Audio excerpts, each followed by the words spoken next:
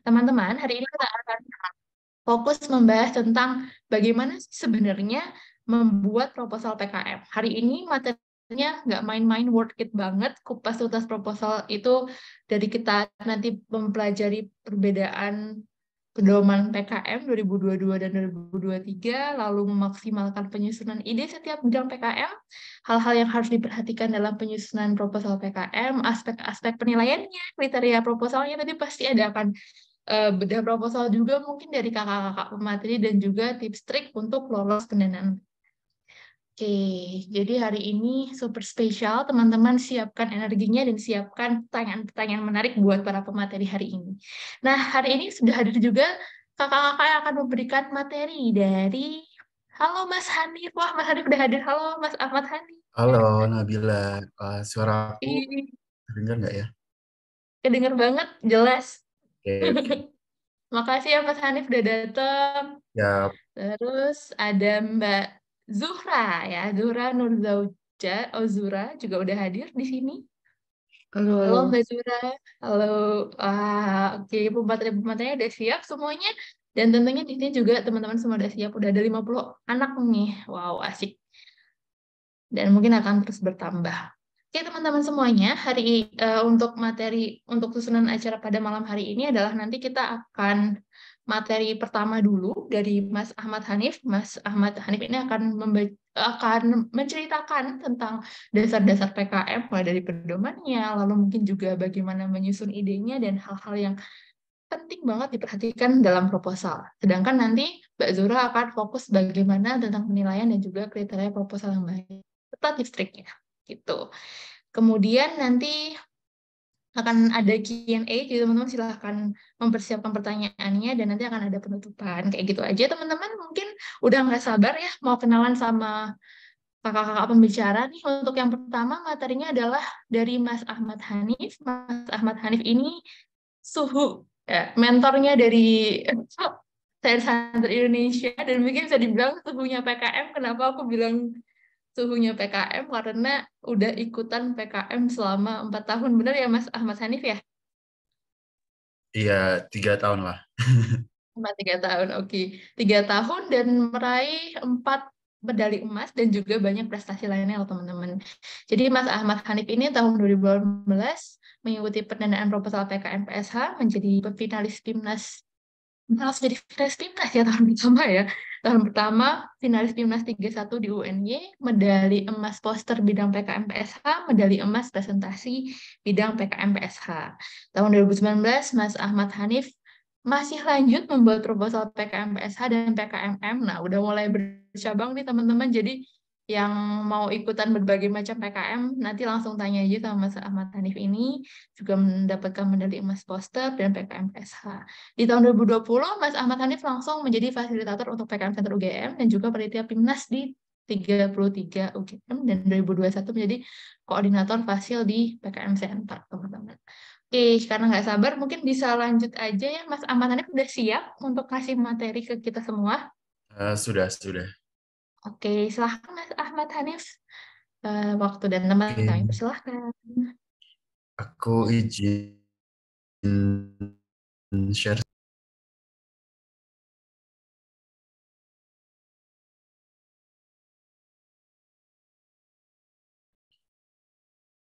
untuk materinya udah bisa kelihatan belum ya? Sudah Mas. Oke, siap. Baiklah, mungkin langsung saya mulai saja ya. Mungkin tanpa berlama-lama lagi. Assalamualaikum warahmatullahi wabarakatuh. Selamat malam pada teman-teman semua dan juga salam sejahtera seperti itu.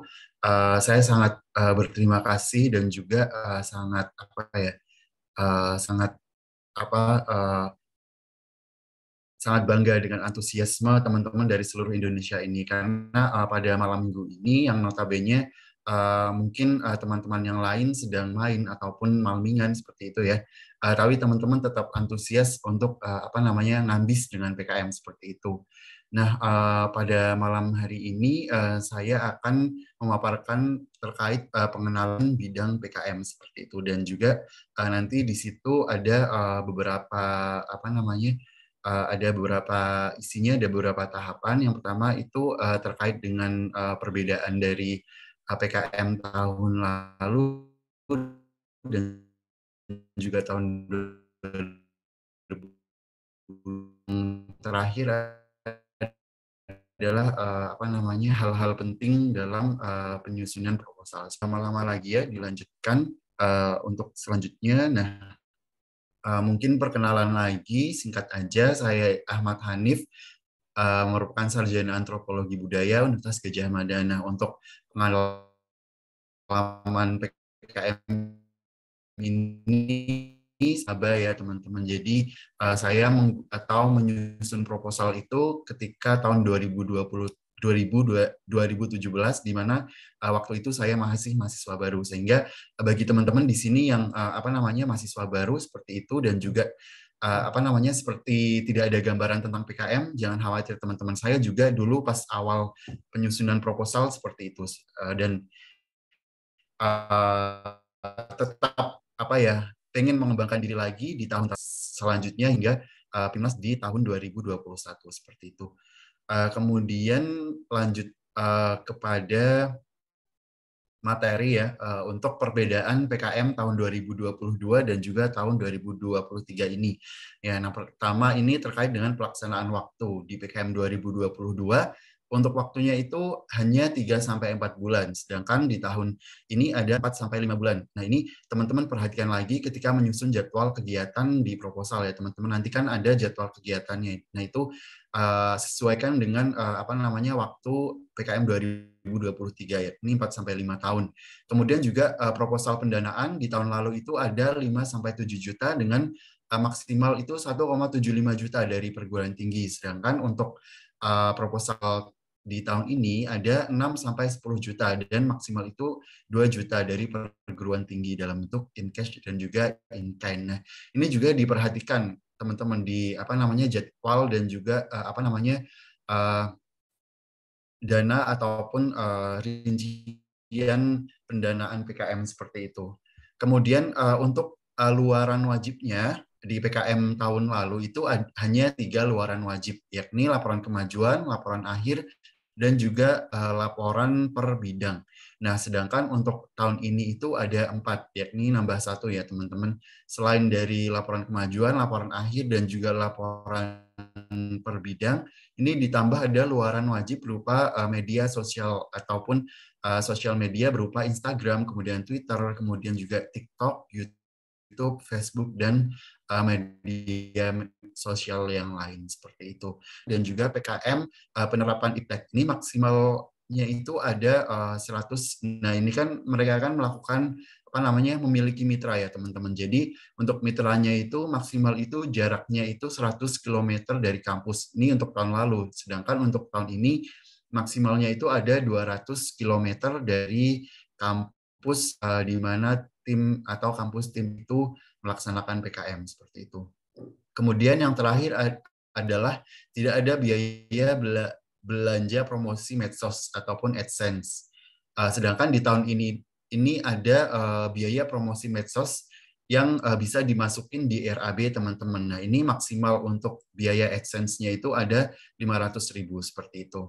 Nah, untuk apa namanya kemudian masuk ke dalam kriteria PKM ya teman-teman.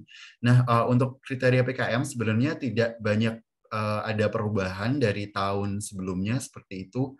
Di sini apa namanya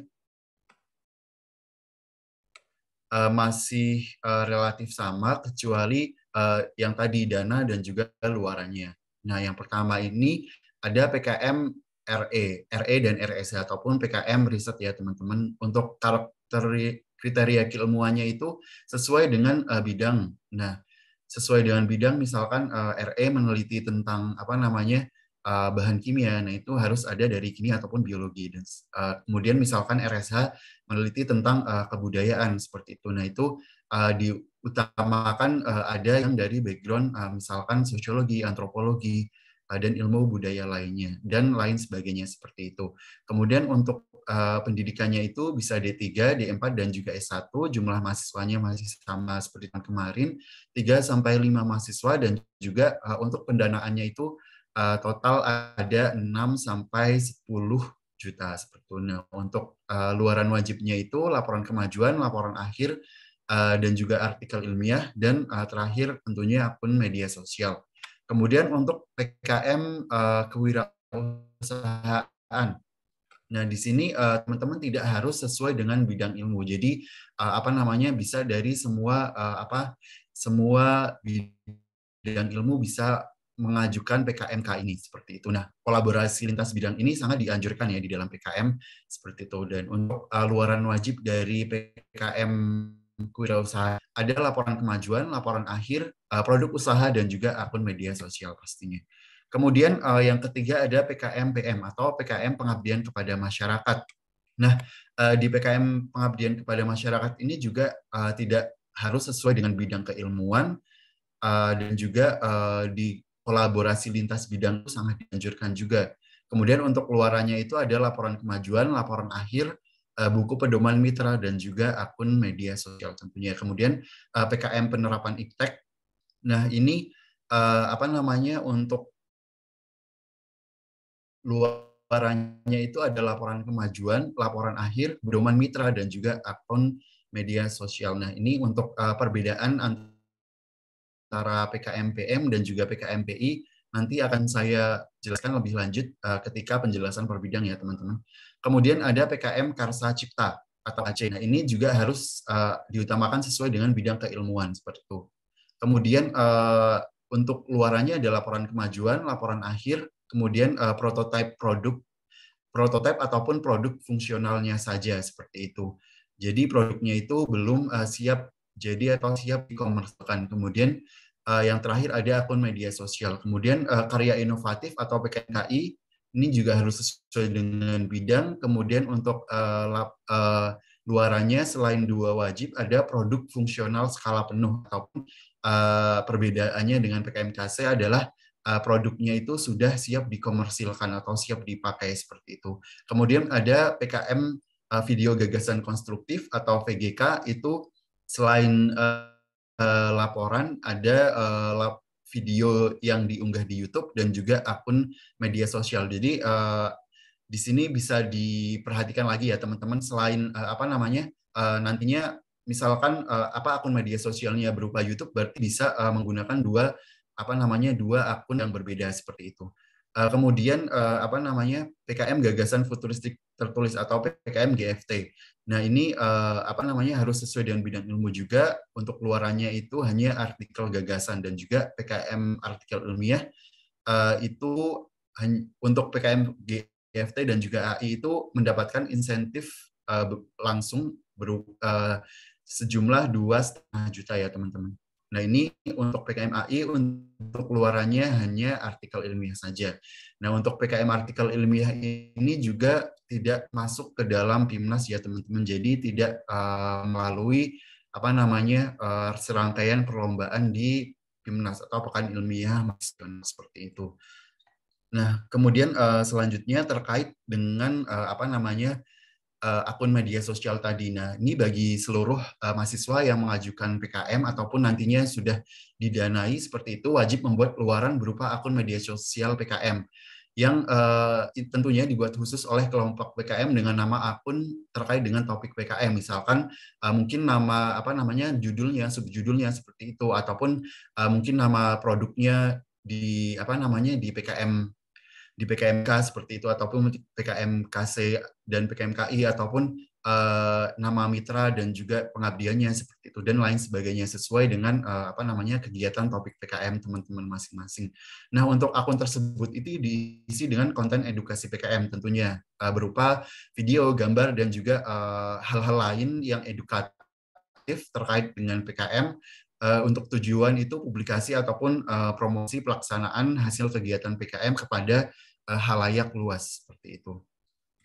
Nah, Kemudian lanjut di aspek-aspek penilaian proposal. Nah, ini untuk aspek penilaian proposal masih sama dengan tahun lalu ya, teman-teman. Yang pertama tentunya adalah kesesuaian administrasi yang bersifat wajib. Nah, karena PKM kan selain untuk meningkatkan kreativitas, itu di sisi lain juga untuk mengajarkan teman-teman bagaimana kedisiplinan seperti itu. Jadi, teman-teman di administrasi dan juga format proposal penulisan PKM itu harus sesuai dengan pedoman yang berlaku seperti itu. Jadi di sini tidak boleh salah sedikit pun, even ataupun apa ya, hanya sebatas format ataupun salah penomorannya saja. Misalkan menggunakan, ada yang menggunakan angka Romawi, ada yang menggunakan angka Arab, dan juga peletakan nomor itu jangan sampai salah seperti itu.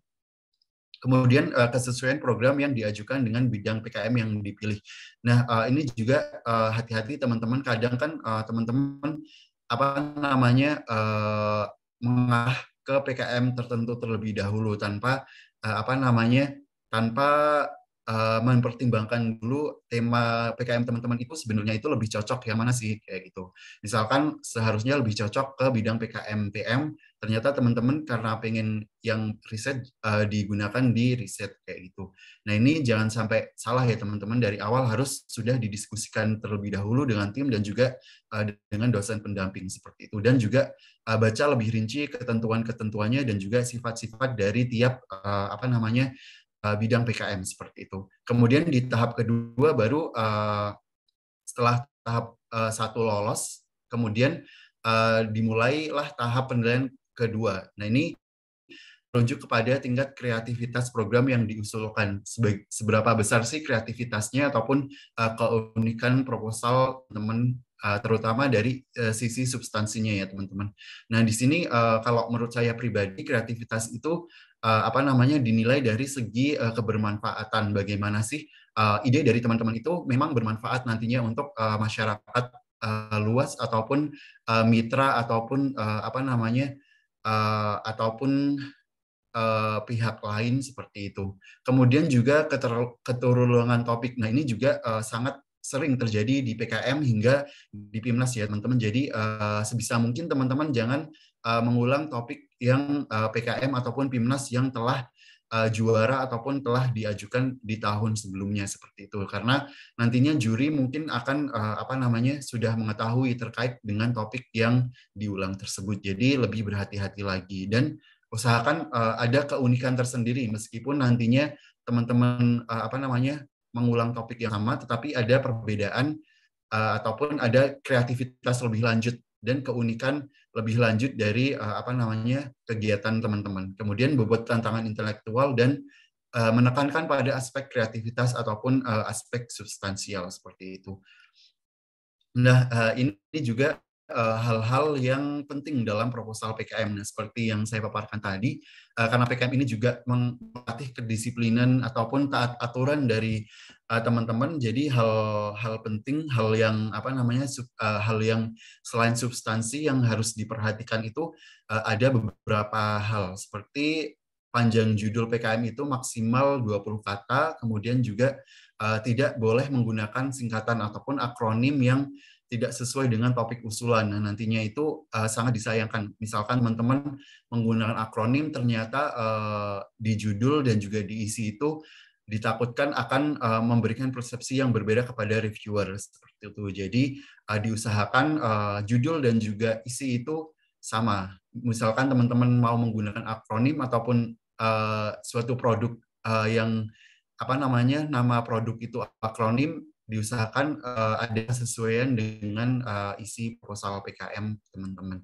Kemudian isi untuk proposal selain PKM artikel ilmiah yang diunggah dalam bentuk PDF itu mulai dari daftar isi, kemudian halaman daftar isi itu maaf.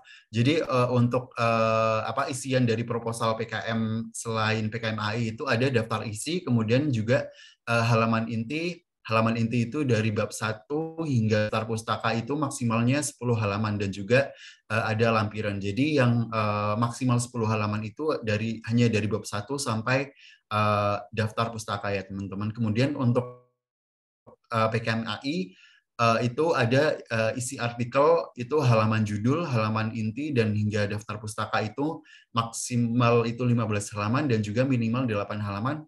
Kemudian setelah itu ada lampiran. Kemudian persyaratan administratif lain, mohon teman-teman diperhatikan tadi seperti nomor halaman, kemudian juga marginnya bagaimana diatur terlebih dahulu biar sesuai dengan PKM, seperti itu, spasi, kemudian jenis ukuran font, dan juga sistematika penulisan judul atau subjudul tiap bidang PKM itu kan tentunya akan berbeda-beda seperti itu. Jadi diperhatikan lebih lanjut lagi seperti itu. Kemudian klasterisasi perguruan tinggi. Nah, teman-teman mungkin bisa mengecek ya untuk universitas asal teman-teman itu dari klaster universitas keberapa seperti itu. Nah, ini terkait dengan apa namanya jumlah maksimal proposal PKM yang akan apa namanya yang akan didanai oleh Kemdikbudristek seperti itu. Nah, di sini ada peningkatan ya dari apa namanya terutama untuk PKM 8 bidang dari tahun lalu dan juga ke tahun 2023 seperti itu. Nah, di sini peningkatannya itu klaster 1 dari 400 menjadi 500, klaster 2 dari 250 menjadi 300, klaster 3 dari 125 menjadi 150, klaster 4 dari 75 menjadi 100, klaster 5 dari 40 menjadi 75.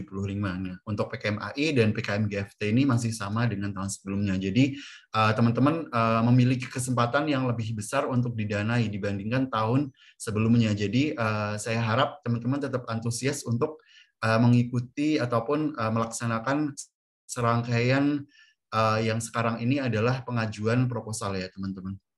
Nah, kemudian dilanjutkan dengan jenis-jenis PKM seperti itu.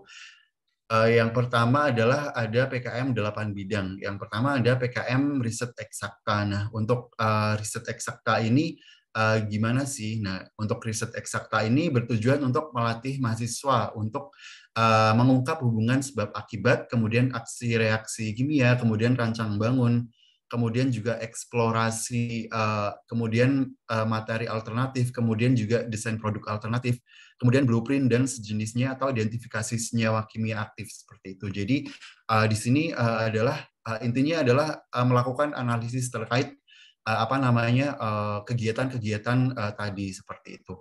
Misalkan di sini ada contohnya adalah ini ada di tahun 2020 ya teman-teman.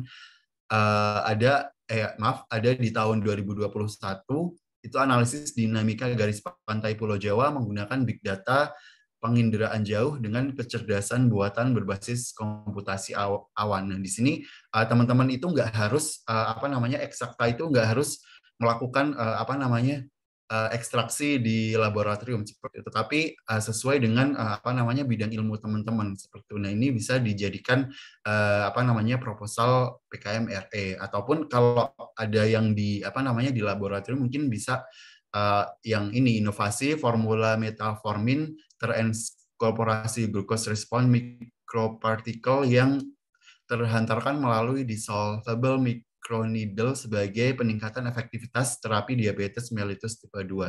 Jadi di dalam judul itu sudah jelas apa namanya antara apa analisis ataupun apa studi yang akan teman-teman lakukan, kemudian juga fungsinya itu untuk apa sih kayak gitu. Nah, itu apa ataupun manfaatnya ini untuk apa. Nah, itu sudah harus dijelaskan di dalam harus apa namanya secara eksplisit ada di dalam judul seperti itu. Kemudian yang kedua ada riset sosial humaniora, yakni riset ataupun PKM ini itu bertujuan untuk melatih mahasiswa dalam mengungkap hubungan sebab akibat, penelitian deskriptif tentang perilaku sosial, ekonomi, kemudian juga pendidikan, seni, dan juga kebudayaan, dan juga kearifan lokal lainnya, ataupun atau perilaku kontemporer yang ada di masyarakat sekitar teman-teman seperti itu, ataupun apa namanya masyarakat Indonesia secara umum.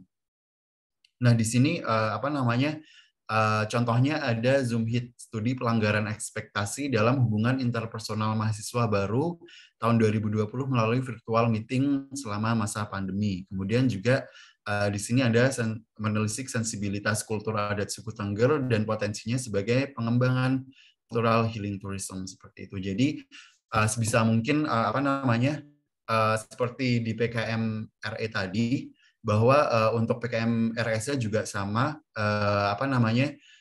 sebisa mungkin di dalam judulnya itu sudah sudah tercetus suatu solusi dari teman-teman ataupun fungsi dari studi yang akan teman-teman lakukan seperti itu. Kemudian ada PKMK atau PKM Kewirausahaan. Nah, untuk PKM Kewirausahaan ini bertujuan untuk menambahkan pemahaman dan keterampilan kepada mahasiswa dalam menghasilkan komoditas unik serta merintis kewirausahaan yang berorientasi pada profit. Jadi di sini teman-teman ini melakukan kegiatan ini karena memang untuk mengembangkan usaha yang atau apapun endingnya itu ada di profit seperti itu. Atau dalam istilahnya sebisa mungkin untuk untuk proposal ini adalah meyakinkan bagaimana teman-teman dapat menghasilkan profit dari produk yang akan teman-teman jual ataupun akan teman-teman produksi seperti ini. Nah, unsur utamanya yang diterapkan adalah tingkat intelektual dan kreativitasnya. Jadi teman-teman itu nggak hanya sekedar memaparkan ataupun mengajukan untuk kewirausahaan seperti itu, tetapi di situ ada kreativitas ataupun beban intelektualnya. Jadi teman-teman sebisa mungkin ada korelasi dengan tingkat intelektualitas seperti itu. Misalkan di sini ada gel ekstrak kulit jeruk untuk pelunak dental kalsius, ataupun ada inovasi platform digital yang unik dan eksklusif dalam rangka peningkatan potensi komersialisasi produk kerajinan khas Bali. Nah, ini kan ada suatu ada tingkat intelektualitas seperti itu ya teman-teman. Jadi nggak hanya sekedar menjual produk misalkan produk biasa yang sudah ada di pasaran seperti itu. Nah, di sini yang membedakan adalah antara PKM dan juga program lain ataupun kewirausahaan yang ada di luar seperti itu adalah tingkat intelektualitasnya seperti itu. Kemudian yang selanjutnya ada PKM Pengabdian pada Masyarakat atau PKM-PM. Nah, PKM-PM ini bertujuan untuk menumbuhkan empati ataupun rasa teman-teman ini ingin memberdayakan kepada masyarakat. Nah, melalui pemecahan masalah yang ada di dalam masyarakat itu sendiri. Nah, di sini penerapan IPTEK kampus itu dapat dijadikan solusi yang tepat bagi persoalan ataupun kebutuhan yang ada di masyarakat. Nah, untuk untuk masyarakat yang dituju itu bukan masyarakat yang profit ya teman-teman. Jadi bukan masyarakat melakukan suatu produksi skala kecil seperti itu ataupun masyarakat mitra yang melakukan bisnis tertentu seperti itu. Jadi memang benar-benar masyarakat yang perlu diberdayakan. Nah, direkomendasikan merupakan untuk kegiatan dari PKM-PM ini adalah respon dari masyarakat itu yang memang membutuhkan program dari teman-teman seperti itu, bukan malah teman-teman yang mengajukan program kepada masyarakat seperti itu. Jadi masalahnya itu benar-benar atau real yang terjadi di masyarakat. Nah, contohnya adalah penguatan jiwa wirausaha melalui metode mission based learning pada anak pasar sekolah sebagai upaya perbaikan kualitas hidup masa depan.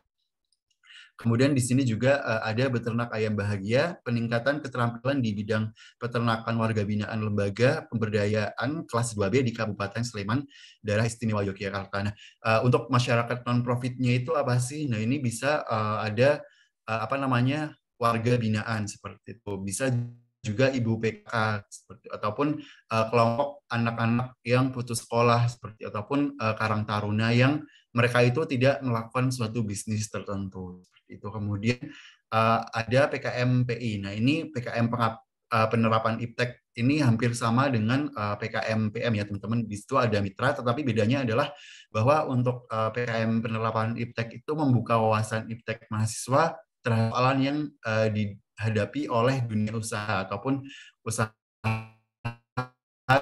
sampai perusahaan besar. ataupun kelompok sasarannya itu yang berorientasi pada profit atau mereka yang melakukan bisnis tertentu. Sama dengan PKMPM, untuk solusi dari IPTEK dari PKMPI ini adalah merupakan persoalan ataupun masalah yang memang benar-benar dihadapi oleh mitra seperti itu. Contohnya adalah inovasi alat pemotong kacang tanah ergonomis dengan mekanisme perpetual motion untuk UMKM Peyek Ibu Yati di Kabupaten Tangerang. Nah, di sini untuk mitra yang profit dari PKM penerap UMKM, kemudian juga misalkan apa namanya, misalkan ada suatu produksi, misalkan produksi kain tenun ataupun produksi batik tertentu, ataupun apa namanya, misalkan di sini ada loop scanner makeup artist, kelompok-kelompok makeup artist seperti itu, dan kelompok-kelompok lain yang tentunya mereka itu melaksanakan bisnis seperti itu. Kemudian selanjutnya ada PKM KC ataupun Karsa Cipta. Nah, untuk PKM KC ini bertujuan untuk membentuk kemampuan mahasiswa mengkreasikan sesuatu yang baru dan fungsional atas dasar karsa dan nalarnya. Untuk Karsa Cipta ini bisa saja belum untuk produk Karsa Cipta ini bisa saja belum belum bisa digunakan langsung ataupun belum bisa diproduksi secara massal atau dijual secara massal seperti itu. Karena PKMKC ini tidak meniru produk yang sudah ada di dalam maupun di luar negeri, dan merupakan modifikasi prinsip ataupun fungsinya. Nah, jadi untuk PKM KC ini bisa berupa prototipe ataupun barang fungsional, di mana prototipe itu tidak harus sudah bisa dipakai seperti itu, tapi ini itu bisa merupakan modifikasi ataupun fungsi yang di dalamnya itu nantinya bisa dikembangkan lebih lanjut oleh suatu industri. Misalkan setelah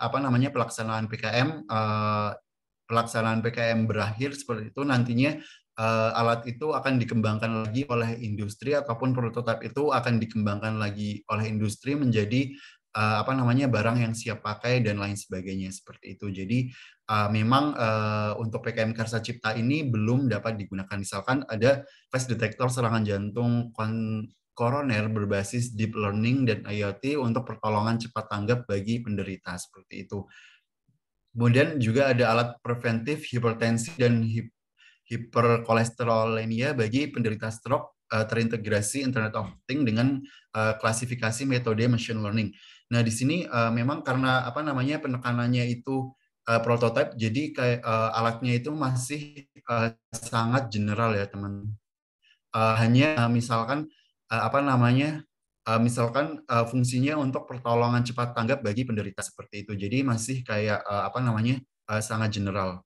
Kemudian untuk PKM KI, nah ini beda, hampir sama dengan PKM Karya Cipta, tetapi untuk PKM Karya Inovatif ini adalah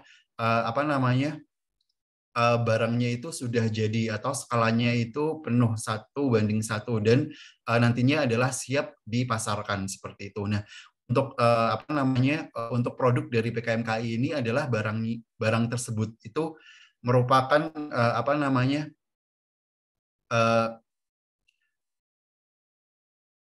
bukan merupakan prototipe ya, teman-teman. Jadi perbedaan tadi, barang tersebut bukan merupakan prototipe, siap dipasarkan, dan juga barang merupakan skala penuh dan sifatnya itu sudah khusus seperti itu. Misalkan di sini ada smart wastafel, teknologi penjernihan air limbah pada wastafel tanpa sentuh yang terintegrasi sensor suhu badan. Nah, ini kan sudah khusus, penggunanya itu sudah khusus seperti itu. Kemudian inovasi alat penyadapan pohon karet otomatis berbasis IoT untuk meningkatkan kualitas hasil sadapan petani karet Indonesia. Nah, ini kan penggunanya itu sudah khusus. Misalkan ada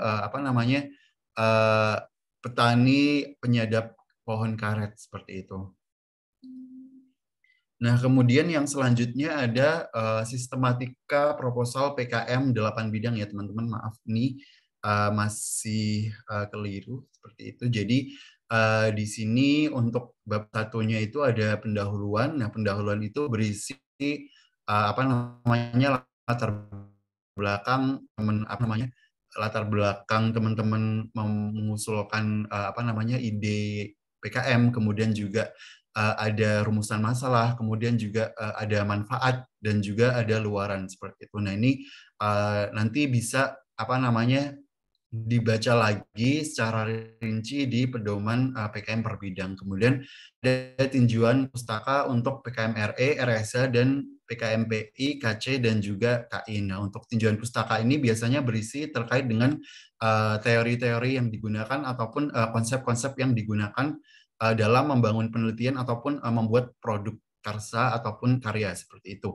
Nah, untuk tinjauan pustaka ini selain berisi konsep juga berisi terkait dengan apa namanya histori ataupun kajian-kajian terdahulu ataupun produk-produk terdahulu yang telah diproduksi ataupun kajian terdahulu yang dilakukan oleh apa namanya akademisi seperti itu, dan juga menjelaskan juga di akhirnya adalah keunikan ataupun keunikan dan juga apa namanya kebaharuan dari ide yang kalian paparkan. Kemudian juga untuk PKMK bab 2 PKMK itu ada gambaran umum rencana usaha. Nah, ini bagaimana gambaran umum rencana usaha, produknya itu bagaimana, kemudian juga gambaran produk, gambaran bisnis dan lain sebagainya. Kemudian juga untuk PKM pengabdian masyarakat ada gambaran umum masyarakat sasaran. Bagaimana kondisi sosial, geografis, dan juga apa namanya kondisi kesiapan bagi masyarakat dan lain sebagainya. Ini bisa secara rinci juga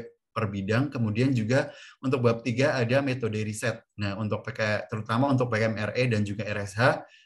Kemudian ada metode pelaksanaan untuk PKMK, PKMPM, dan juga PKMPI, dan juga ada tahap pelaksanaan PKMKC dan juga PKMKI. Nah, untuk bab 3 itu sendiri isinya itu rata-rata adalah terkait dengan bagaimana sih cara teman-teman ataupun cara teman-teman bisa mendapatkan hasil seperti itu. Jadi step-stepnya, cara-caranya itu, langkah-langkahnya itu bagaimana seperti itu. Nah, itu digambarkan teman-teman akan melakukan apa saja itu bisa dilakukan dalam bab 3 ini untuk mencapai nantinya untuk mencapai hasil dari ide teman-teman. Kemudian bab 4 itu ada biaya dan jadwalkan, diperhatikan lagi karena ada perbedaan dari tahun lalu seperti itu. Kemudian daftar pustaka dan juga lampiran. Kemudian untuk halaman 10 dan halaman pengasahan diganti dengan entry data langsung simbol mawa ya teman-teman. Jadi tidak ada file ataupun file yang dikompil di dalam proposal seperti itu. Nah, kemudian dilanjutkan PKM VGK atau video gagasan konstruktif. Untuk PKM VGK ini bertujuan imajinasi, persiapan, dan nalarnya memikirkan tata kelola yang futuristik, namun konstruktif sebagai upaya pencapaian tujuan Sustainable Development Goals di Indonesia maupun solusi keprihatinan bangsa dan implementasi resiliency melalui konsep water sensitive coastal city, dan juga ada gamelan, inovasi era baru masyarakat gamelan dunia. Nah, di sini bisa apa namanya? Jadi untuk luaran dari PKM VGK ini jelas-jelas adalah video ya teman-teman.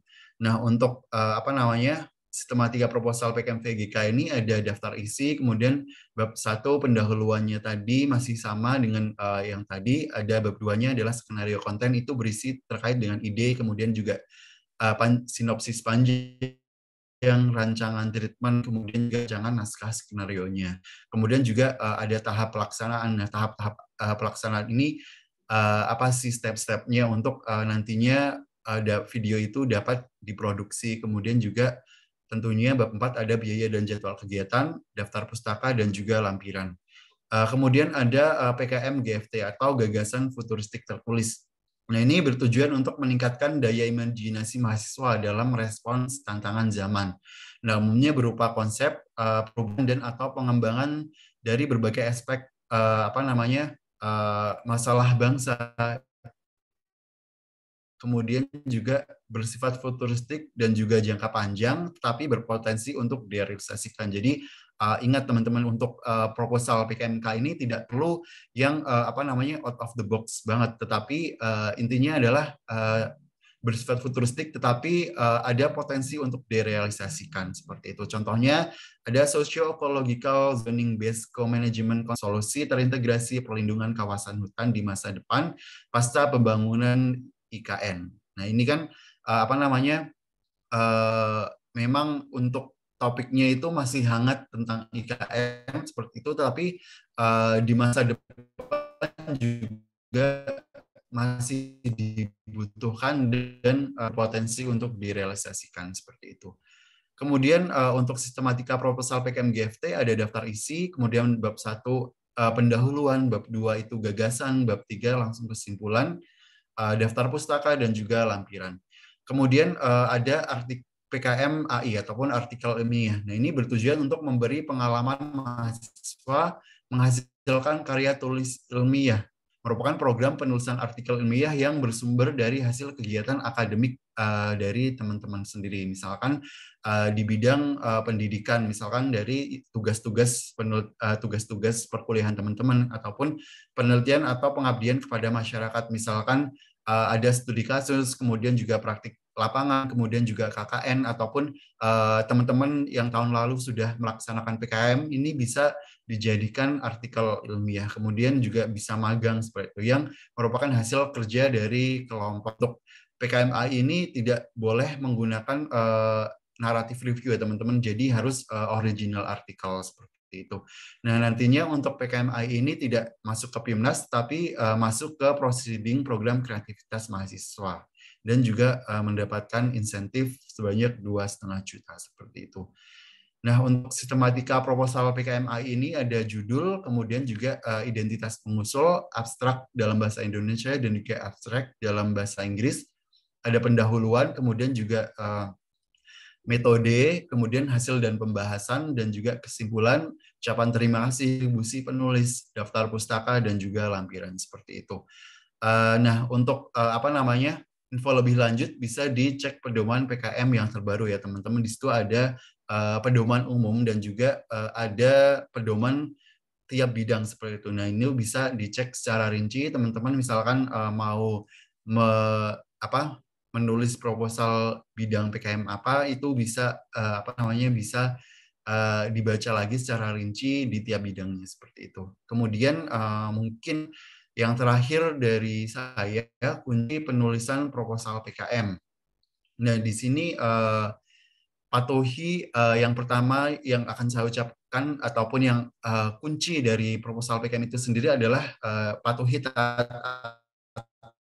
aturan itu sendiri. Karena di buku pedoman juga sudah dituliskan bahwa tujuan PKM ini adalah untuk melatih mahasiswa untuk taat aturan. Jadi memang ini adalah benar-benar kunci ya teman-teman. Jadi misalkan nanti substansi ataupun isi proposal teman-teman itu bagus, tapi nggak mematuhi aturan di dalam buku pedoman, itu akan didiskualifikasi juga seperti itu. Nah, yang pertama adalah patuhi aturan margin. Ini tidak pernah berubah ya teman-teman, yakni kiri itu ada 4 cm, kanan 3 cm, kemudian kanan atas dan juga bawah ini ada 3 cm. Kemudian juga spasi penulisan ini masih sama 1,15 poin dengan jenis font adalah Times New Roman. Kemudian jumlah halaman inti dari pendahuluan sampai daftar pustaka itu tidak melebihi 10 halaman. Artikel ilmiah itu adalah 8 sampai 15 halaman. Kemudian untuk citasi dan daftar pustaka itu menggunakan Harvard Style ya teman-teman. Nah, ini Harvard Style-nya itu disesuaikan dengan pedoman PKM. Nama belakang, kemudian penulis dan tahunnya. Ini kan kadang kan teman-teman menggunakan apa namanya referensi yang ataupun daftar pustaka dari aplikasi seperti Mendeley, Zotero, dan lain sebagainya ya teman-teman. Nah, ini dipastikan lagi apa namanya kesesuaiannya. Kadang kan apa namanya untuk Harvard Style itu ada beberapa versi atau tahun yang berbeda-beda seperti itu. Nah, itu juga apa stylenya juga ada perbedaan seperti itu. Kalau saran dari saya itu mending teman-teman manual saja. yang disesuaikan dengan buku pedoman PKN untuk sistasi dan daftar pustaka. Kemudian nama pengusul itu tidak boleh ada yang disingkat dan jumlah pengusul harus sesuai dengan ketentuan, yakni 3 sampai 5 pengusul ataupun mahasiswa seperti itu. Nah, mungkin cukup sekian dari saya karena masih ada pemateri selanjutnya seperti itu. Terima kasih banyak atas atensinya. Saya kembalikan lagi kepada Mbak Nabila sebagai moderator. Terima kasih.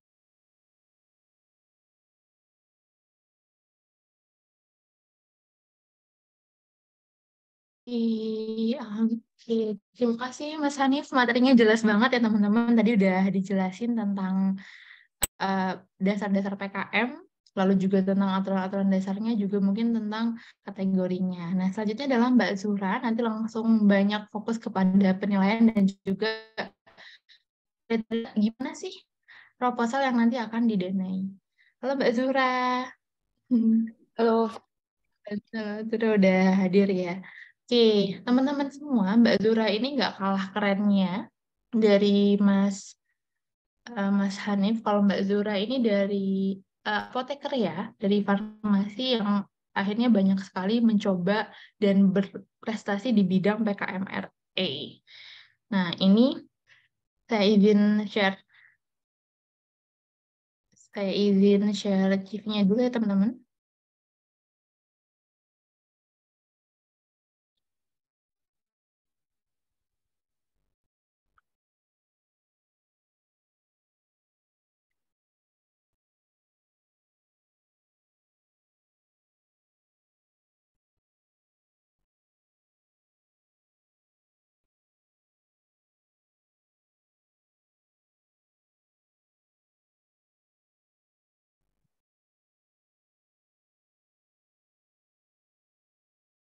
Oke, Mbak Zura Nur Zauja Ozura. Ini adalah uh,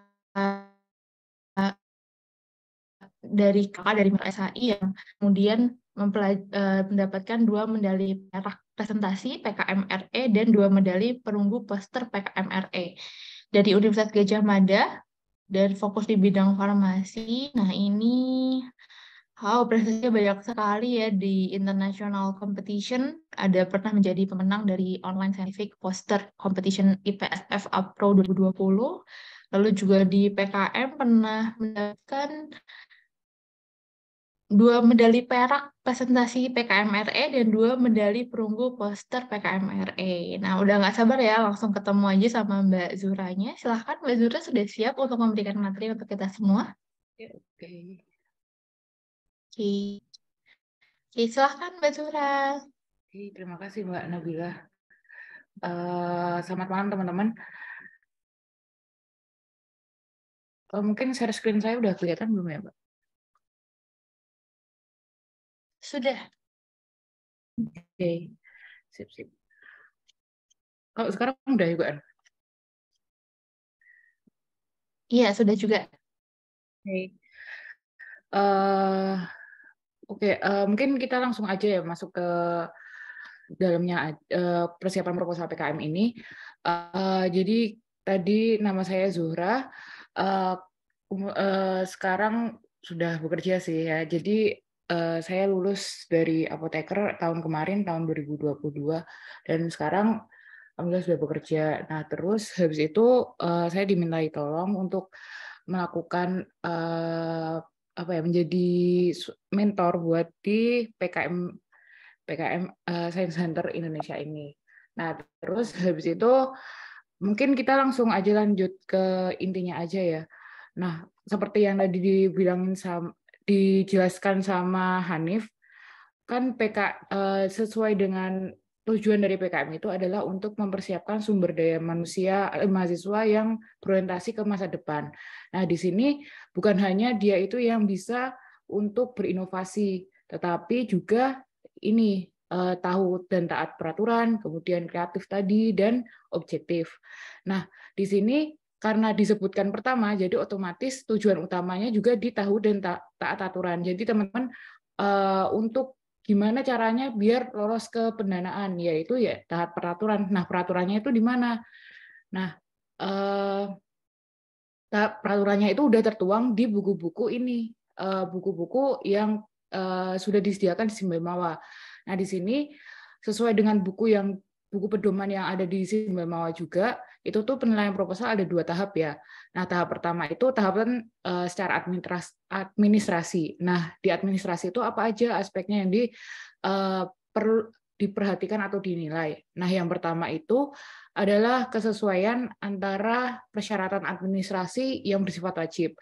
Yang kedua itu adalah kesesuaian format proposal dengan pedoman PKM, dan yang ketiga adalah kesesuaian program dengan PKM yang dipilih. Jadi istilahnya di sini yang ketiga itu jangan sampai salah kamar atau memaksakan diri kalau sebenarnya itu programnya itu bukan di bidang tertentu, tetapi dipaksakan buat masuk ke situ. Nah, kemudian ada tahapan kedua. Nah, di tahapan kedua ini lebih orientasi ke ide kalian. Apakah ide kalian itu kreatif, kemudian aspek kekinian, kemudian ada tantangan intelektualnya. Nah, biasanya di sini itu kalau dari PKM riset itu tuh biasanya yang terbaru gitu. Jadi ya mungkin lebih apa ya? Mungkin kalian bakal tahu ya apa isu-isu terbaru di bidang keilmuan kalian gitu. Nah, kalian kalau semisal mengangkat itu nanti isanya nilai positif. Tapi kalau semisal kalian mengembangkan dari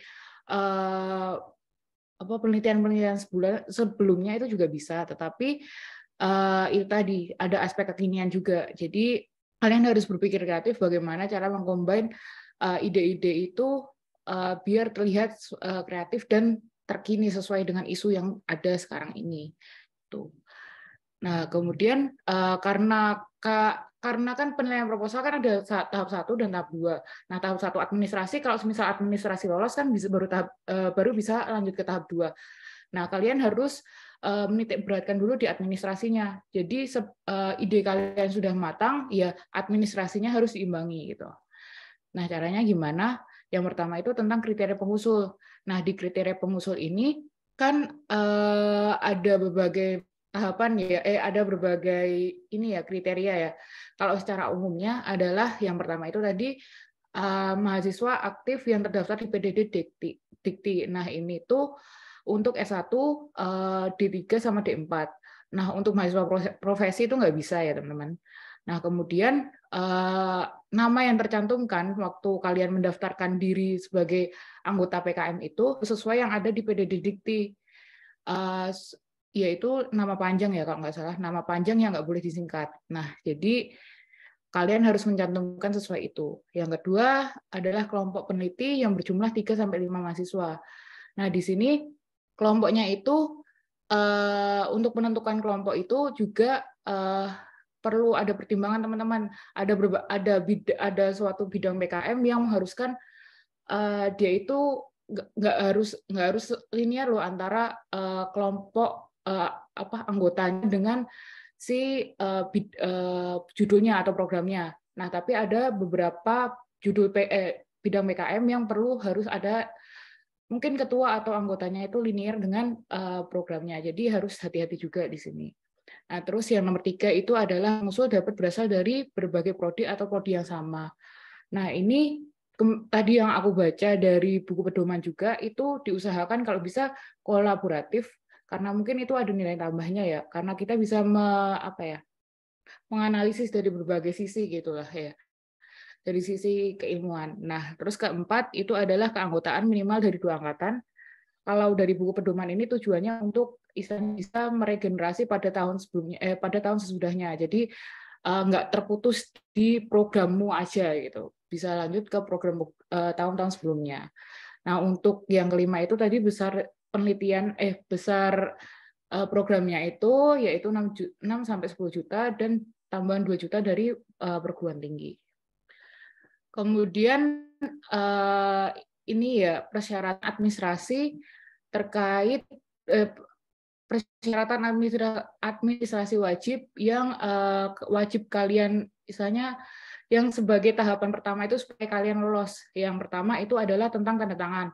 Nah, di tanda tangan ini diusahakan adalah tanda tangan yang basah, jangan di crop. Kan ada nih yang digital segala macam. Nah, itu tuh sebaiknya tanda tangan basah kemudian baru di-scan. Nah, untuk kota tanggal bulan tahunnya itu disesuaikan dengan sekarang. Kan sekarang 2023 ya. Ya harusnya menggunakan biodata yang 2023 atau yang terbaru. Kan ini sebenarnya kalau nggak salah formatnya masih sama ya kayak yang tahun sebelumnya.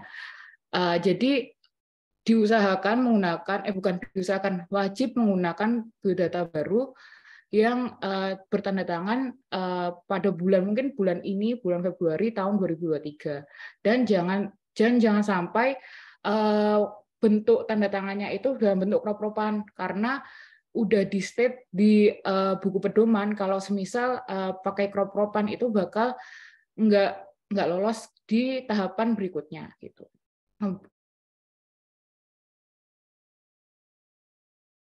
Ini surat pernyataan ini.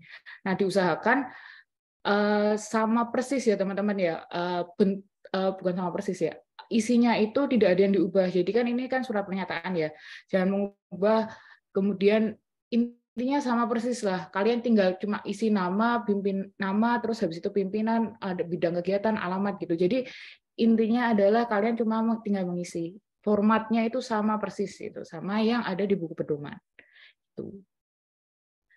Kemudian, nah ini langsung ke format proposal aja ya teman-teman ya. Lanjut ke, kan habis tadi administrasi wajib, kemudian harus sesuai dengan format proposal. Nah di format proposal itu, tadi sudah dikatakan Hanif juga, untuk judulnya itu tidak boleh menggunakan singkatan yang tidak baku, dan maksimal 20 kata. Kemudian ada ini, daftar isi, kan yang diupload itu nanti daftar isi, halaman inti, sama lampiran. Nah, di daftar isi itu ketentuannya adalah nomor halaman itu ada di sudut kanan bawah.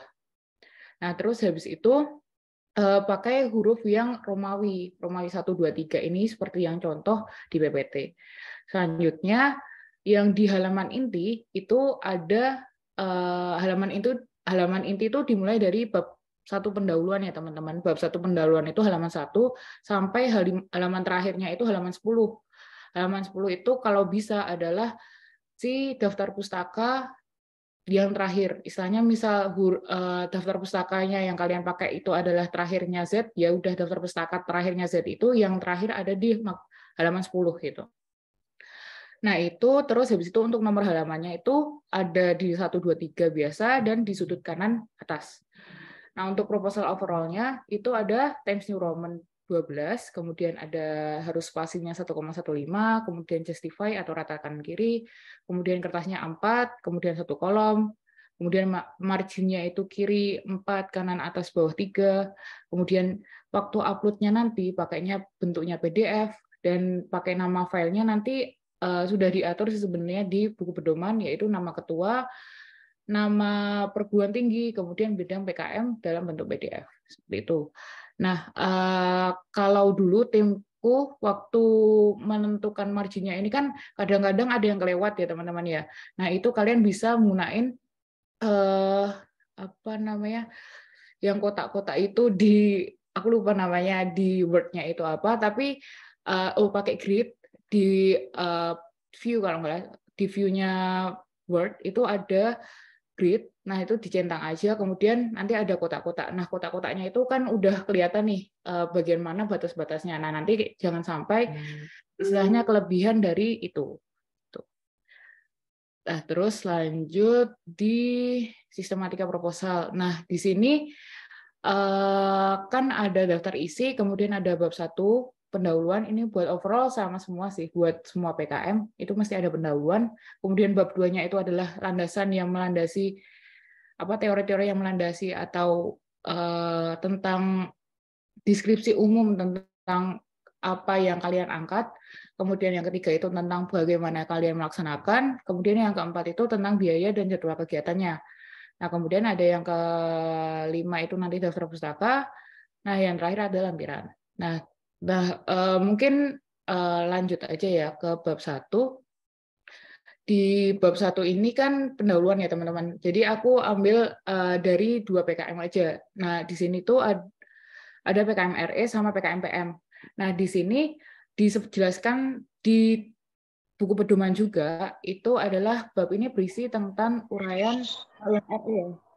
Yang RE itu berisi tentang uraian tentang latar belakang atau justifikasi ilmiah dan permasalahan yang akan diteliti. Alasan riset tersebut perlu diungkapkan melalui pemaparan fenomena nyata yang ditemui peneliti riset yang pernah dilakukan sebelumnya terkait fenomena tersebut, serta kesenjangan yang terjadi antara kondisi saat ini dengan kondisi yang seharusnya menurut kajian peneliti, sehingga akan melihat state of art riset yang dilakukan. Masih perlu dijelaskan tujuan khusus riset, manfaat riset, urgensi riset, temuan yang ditargetkan, kontribusi baik terhadap ilmu pengetahuan dan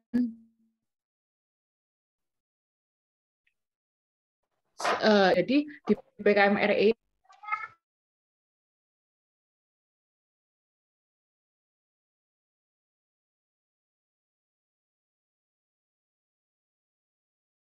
ini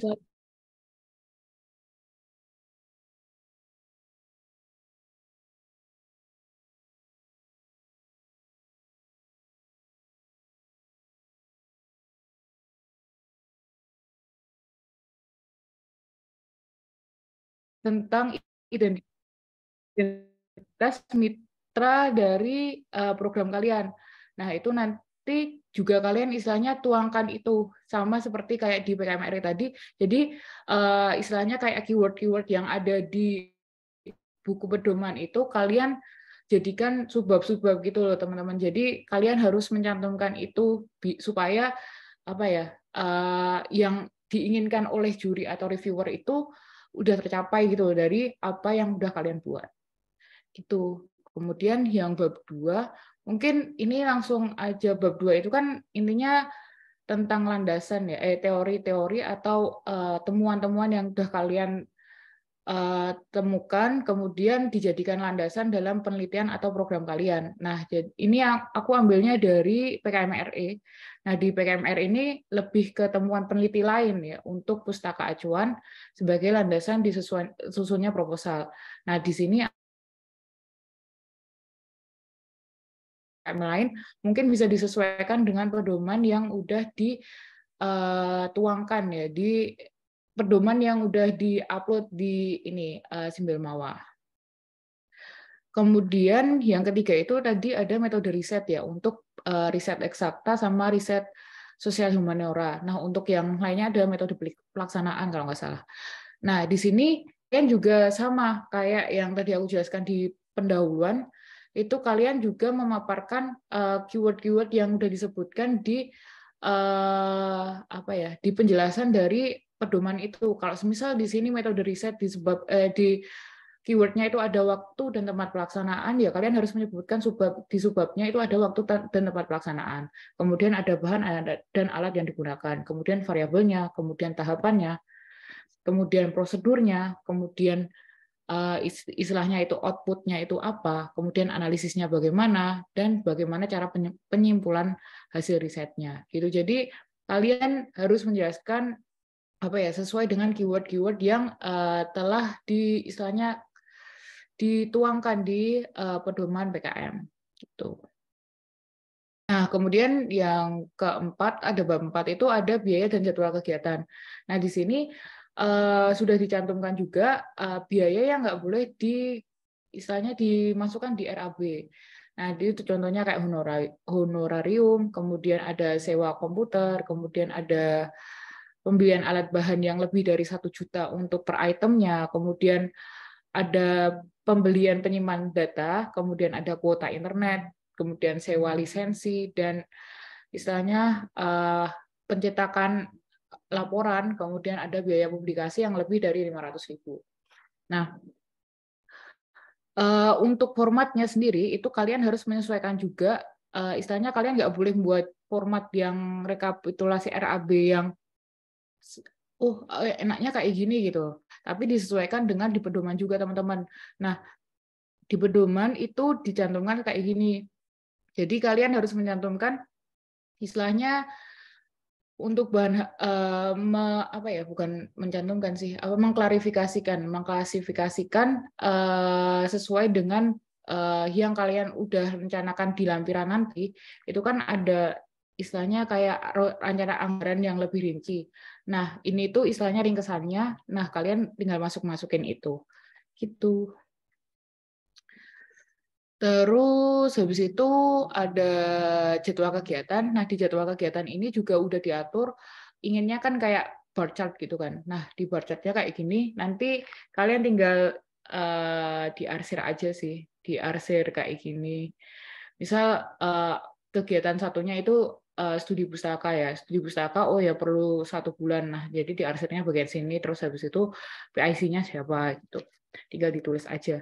Nah, lanjut. Oh ya, ini juga kan nggak dijelaskan ya, boleh apa namanya, boleh portrait atau landscape ya. Jadi kalau lebih amannya mending landscape aja, portrait aja. Jadi yang berdiri itu sesuai dengan margin yang udah ditentukan tadi, gitu. Nah, untuk daftar pustaka, tadi benar kata Hanif, kalau dari timku dulu itu pakai Mendeley dulu kan. Nah, kemudian kita cek satu-satu apakah udah sesuai dengan contoh yang ada di pedoman PKM atau belum. Kalau misal belum, kita ganti manual gitu. Nah, terus habis itu Harvard style-nya itu harus urut abjad, kan sudah di urut abjad, kemudian jarak spasinya itu 1,15, sama kayak yang sebelumnya, Times New Roman juga, kemudian letak kanan kiri, dan semua yang ada di pustaka atau di daftar pustaka ini adalah semua yang dikutip ya teman-teman. Kemudian daftar pustaka ini yang paling terakhirnya itu di halaman 10. Jadi jangan sampai lebih dari halaman 10. Soalnya nanti bisa aja nggak lolos tahap pertama. Gitu. Kemudian yang terakhir, karena untuk administrasinya udah lolos lah, anggap aja tahap pertama udah lolos, jadi kalian tinggal mempercantik ide kalian dengan cara melihat form-form penilaian. Nah, di form-form penilaian itu kan ada, misalnya kayak di PKMRE. Nah, ini ada sisi kreativitas, kemudian ada kemutakhiran, kemudian ada potensi, nah kemudian ada penjadwalan, kemudian ada penyusunan. Nah, ini istilahnya strategi setelah kalian udah memenuhi administrasinya tadi. Jadi kalian harus, kalau aku biasanya adalah kan udah ada ide ya, idenya dituangkan dulu semuanya, kemudian terakhir-terakhir nanti administrasinya disesuaikan dengan apa yang sudah diatur di pedoman tadi. Jadi diteliti satu-satu, revisi terus, habis itu konsul terus nggak apa-apa gitu. Jadi intinya ya emang PKM apalagi proposal itu emang banyak revisiannya, apalagi kalau misal kalian emang suka diskusi sama orang lain atau sama senior atau sama dosen, nah itu pasti banyak banget masukan yang istilahnya oh kita nggak sadar nih awal-awal, terus habis itu gara-gara diteliti orang lain jadi kita tahu nih kurangnya apa. Itu sih kalau dari saya, mungkin cukup sekian dari saya. Terima kasih.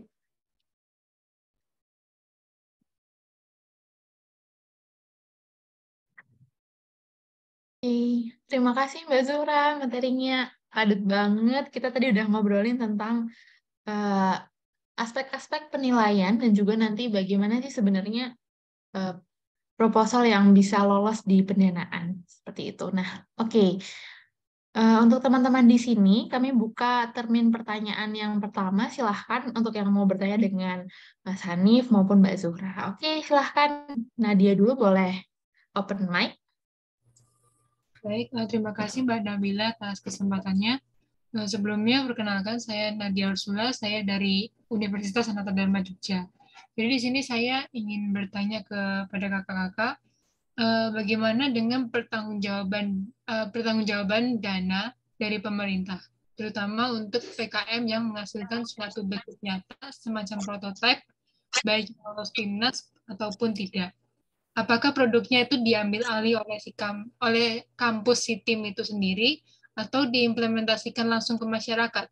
Soalnya beberapa yang saya lihat ini hasil PKM ini jadinya mangkrak atau bisa dibilang tidak terpakai lagi gitu, sebatas untuk status gitu. Itu menurut kakak bagaimana? Terima kasih.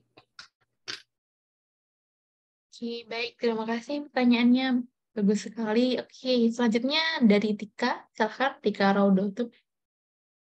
Oh, oke. Assalamualaikum warahmatullahi wabarakatuh. Suara saya terdengar jelas ya, Kak ya? Oke, terdengar dengan jelas. Oke, mohon maaf sebelumnya belum bisa ucap karena lagi sakit. Oke, pertanyaan saya ada 2. Yang pertama adalah terkait mengenai dana PKM RSH. Untuk dana tersebut kan ada ya yang bersumber dari instansi lain. Nah, apabila sampai saat mau tahapan unggah Simbil Mawa, kita belum mendapatkan ini nggih, klarifikasi yang pas, bukan klarifikasi, istilahnya adalah kesepakatan ya sama mitra seperti itu. Apakah dana ini harus kita kosongin atau harus kita isi sesuai dengan ekspektasi kita? Terus nanti melobinya, ya berarti setelah proposal ini naik seperti itu. Jadi apakah dikosongin atau tetap diisi sesuai dengan target seperti itu. Yang kedua adalah betapa pentingnya komposisi anggota dari PKM tersebut. Saya kan di timnya sebenarnya saya penelitiannya mengenai parenting seperti itu, tapi memang dominasi dari anggota saya dari kesehatan. Jadi apakah penting anggota dari misalnya basicnya pendidikan ke perguruan atau psikologi seperti itu? Apakah mempengaruhi penilaian dalam PIMNAS atau penilaian dalam review awal di Simbil Mawa? Sekian dari saya. Wassalamualaikum warahmatullahi wabarakatuh. Iya, waalaikumsalam warahmatullahi wabarakatuh. Terima kasih untuk 2 orang nanya kita ya. Ada 3 pertanyaan tadi. Mungkin kita tutup dulu termen pertamanya. Teman-teman masih bisa bertanya, boleh nanti langsung open mic atau boleh tulis dulu di chat biar nanti kita bacakan pertanyaannya. Oke, yang pertanyaan dari Nadia tadi, bagaimana sih pertanggungjawaban dana untuk PKM ini? Apakah produknya nanti diambil alih atau jadi milik pemerintah seperti itu? Dan bagaimana tanggapan kakak-kakak terhadap hasil PKM yang katanya sih banyak yang mangkrak gitu? Monggo, silahkan Mbak Zuhra atau Mas Hanif, silahkan.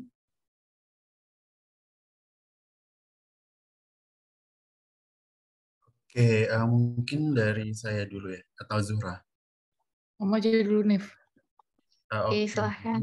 Untuk pertanggungjawaban pendanaan, jadi misalkan sudah pendanaan, kemudian juga misalkan nanti ada sisa itu, dana itu wajib dikembalikan lagi ke Kemdikbudristek ataupun ke Belmawa seperti itu. Jadi nanti itu adalah tugas universitas seperti itu. Kemudian untuk untuk produk dari kita setelah diproduksi adalah hak milik tim seperti itu. Jadi universitas itu tidak memiliki hak paten ataupun hal lain untuk mengambil alih produk dari teman-teman seperti itu. Kecuali memang misalkan teman-teman mengajukan paten yang di dalamnya ada nama univ juga seperti itu. Nah nanti mungkin itu hal yang berbeda lagi ya teman-teman.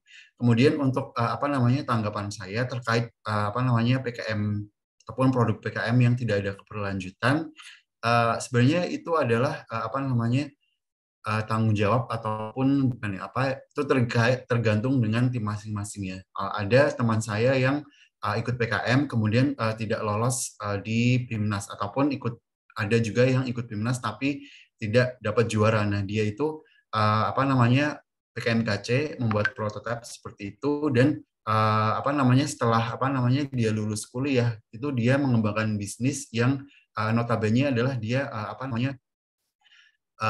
mengembangkan prototipe ataupun alat yang dia gunakan ataupun dia perlombakan di PKM tersebut seperti itu. Nah, jadi itu merupakan tergantung dari karakteristik tim masing-masing sih kayak gitu. Mungkin dari Zuhra mau ditambah?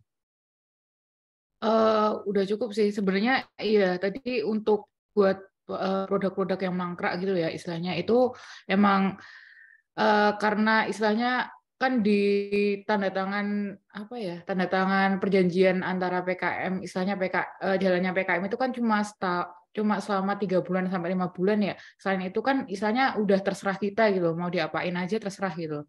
Nah itu jadi ya itu terserah juga, balik lagi ke kelompok kalian gitu. Kalau misal mau dikembangkan ya dikembangkan dengan uang yang kalian punya. Kemudian kalau misal enggak ya udah kayak gitu aja yang tadi mangkrak tadi gitu.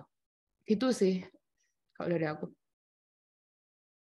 Mungkin dari Nabila kan dulu PKM kasih pengalaman, mungkin bisa sharing juga. Wah, terima kasih Mbak Nur sama Mas Hanif.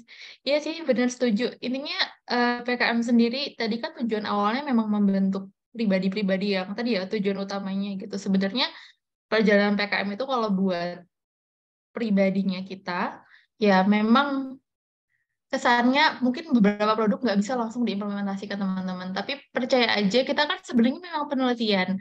Hasil dari seperti misalnya artikel ilmiah itu adalah bentuk dari ya hasilnya gitu. Karena namanya juga penelitian kan, apa yang udah kita kerjakan itu mungkin jadi tapakan selanjutnya untuk penulis-penulis kita gitu. Jadi is okay aja nanti siapa tahu dilanjutkan kita sendiri atau dilanjutkan oleh adik-adik kita gitu.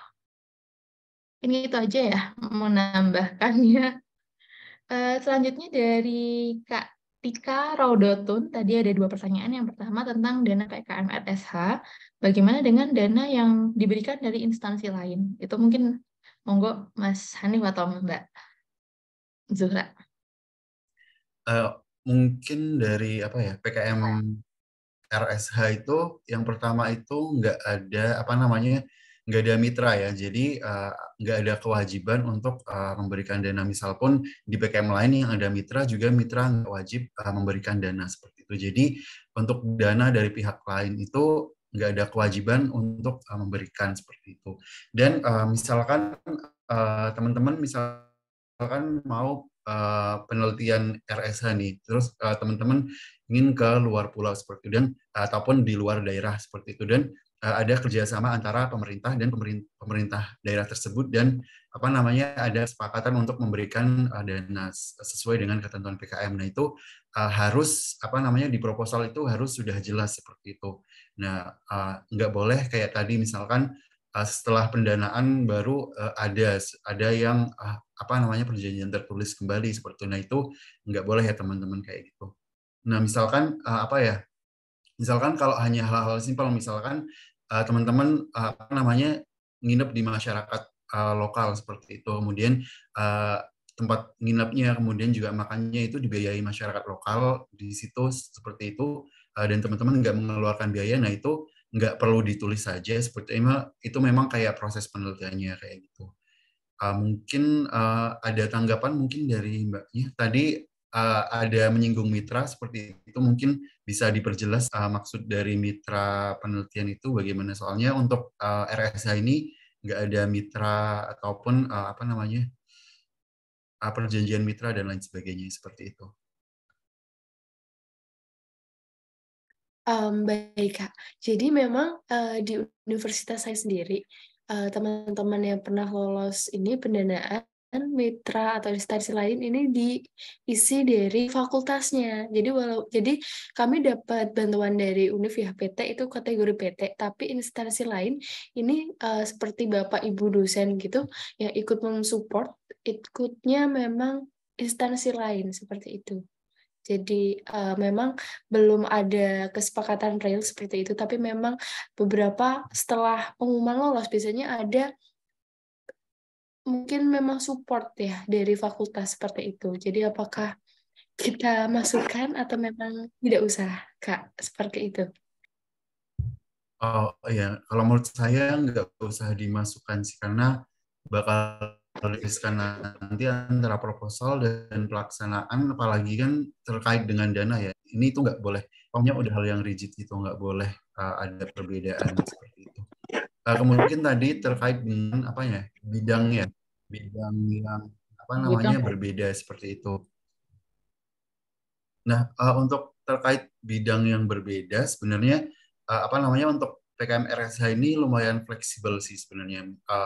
Yang penting apa namanya teman-teman ini bisa apa ya melaksanakan metode penelitiannya kayak gitu. Misalkan apa namanya teman-teman menggunakan apa namanya kuesioner kayak itu bisa menganalisis atau membuat kuesioner hingga menganalisisnya kayak gitu. Misalkan teman-teman menggunakan eksperimen kayak gitu bisa apa namanya laksanakan eksperimen hingga menganalisis ataupun hal lain misalkan wawancara dan metode kualitatif lain teman-teman bisa melakukan analisis sehingga apa namanya nantinya hasilnya itu apa namanya akan sesuai dengan karakter ilmiah dari riset sosial humaniora seperti itu.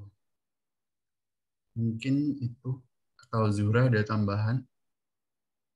Oke, kalau dari aku mungkin bisa dijelasin, kan tadi kan kamu bilang kalau itu parenting ya. Nah itu teman-temanmu tadi dari mana aja? Actually, jadi sebelumnya memang ini ya Kak, kita topiknya mengenai parenting dan juga mengenai stoicism. Jadi kita collaborate antara itu. Awalnya semuanya dari keperawatan, empat-empatnya. Dan dari masukan, ya ada masukan bahwa sepertinya harus dirombak gitu, harus ada dari fakultas keguruan, karena itu nanti akan menyangkut pendidikan anak, seperti itu. Ada juga suara bahwa itu sepertinya harus diisi dari psikologis, karena itu berkaitan dengan psikologis anak juga. Jadi supaya tim kamu komposisinya kuat, kamu harus rekrut dari 2 komponen lain juga katanya. Seperti itu. Jadi basicnya keperawatan semua, kesehatan. Kalau keperawatan itu ada ini nggak tentang matkulnya yang parenting itu? Ada di keperawatan anak, Kak, ada. Ada. Kalau ada mah pede aja menurutku, karena kan di kriteria pengusulan itu kan cuma kegiatan sesuai atau relevan dengan bidang ilmu ketua dan atau anggota tim pengusul ya. Nah, itu menurutku kalau misal ada apa ya? Ada matkul yang di tempatmu itu ada, ya harusnya kamu mumpuni untuk mengetahui itu gitu loh. Dan jadi ya udah pede aja sih menurutku. Kalau kalian masih kurang pede sama tim anggota yang sekarang, mungkin ya bisa dirombak tadi ditambahin 1 anak psikologi mungkin atau anak keguruan gitu. Oke, baik Kak. Terima kasih atas jawabannya.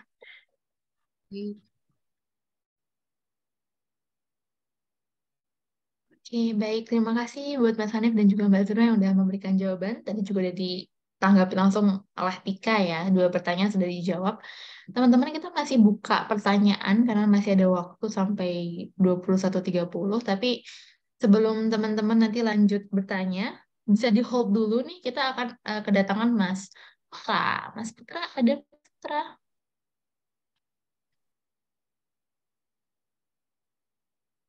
Halo Mas Putra.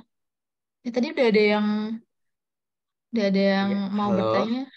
Ini. Halo Mas Putra. Oke, Ini suaraku udah masuk belum ya? sudah Mas. Oke, jadi ada ini bentar ya teman-teman ya, ada iklan, iklan sebentar. Sebentar ya, saya coba ubah posisi biar lebih jelas.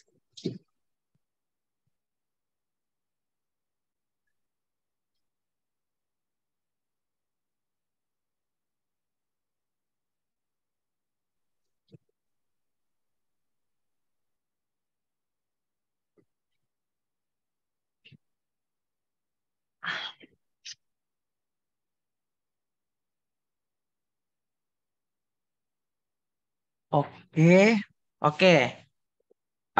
Baik, ini saya share screen.